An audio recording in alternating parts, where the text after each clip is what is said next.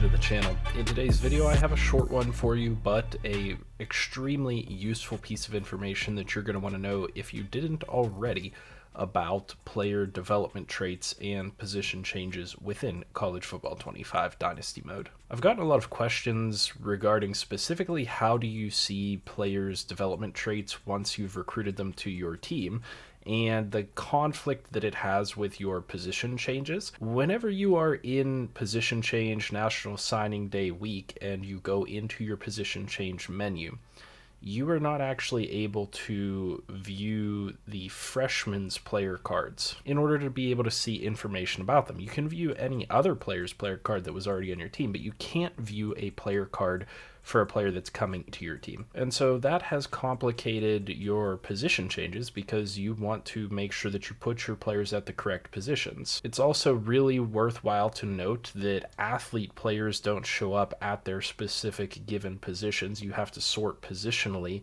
in the entire roster to find your athlete recruits that are coming in. So you can see we have a receiving back here and a scrambler quarterback. If I go to those specific positions, Mills and Flanagan aren't going to be there. So a quarterback, no Flanagan, and a running back, no Mills. So you have to go to your overall roster and sort and make sure that you sort alphabetically by position, and you can then edit your athletes. Another little tip that's worthwhile for you guys to know if you didn't already, but really where the concern comes in is not knowing what these players' dev traits are and not knowing if you should move them to another position or not because of those dev traits. If this guy is an elite player and he factors in as maybe a backup at the position that he's best at, then I might want to move him to another position where I can utilize him more and develop him more. And you might say, okay, well then if I go over to the team page, I can view my roster and view it that way.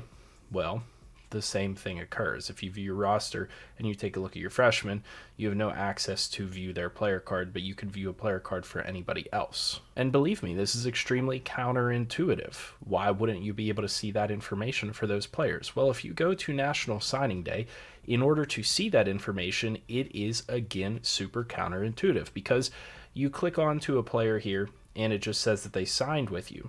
And I don't think a lot of people, if you didn't know this information, ever gave any extra thought to the National Signing Day page. If I didn't scout a player 100%, why would I go and ever look at the scouting page again for that player?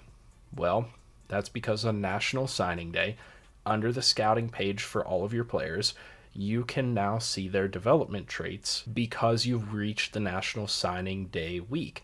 And so now I can look at every single one of those players and make educated decisions on where they should go. I can now take a look at my athlete quarterback and say, okay, well, I'm getting a 5-star quarterback in that's a star, and I have my athlete quarterback that's a star.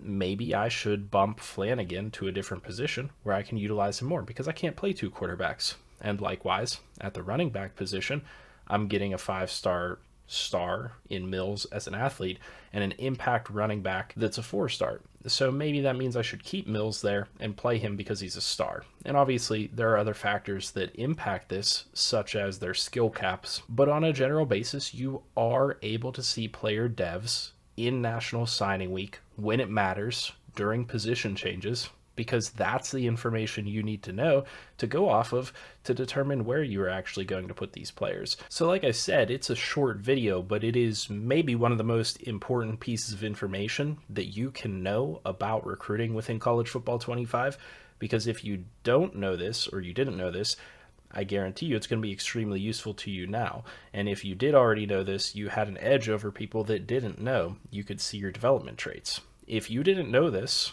a lot of people at that point were basically doing position changes blind for their rookie players.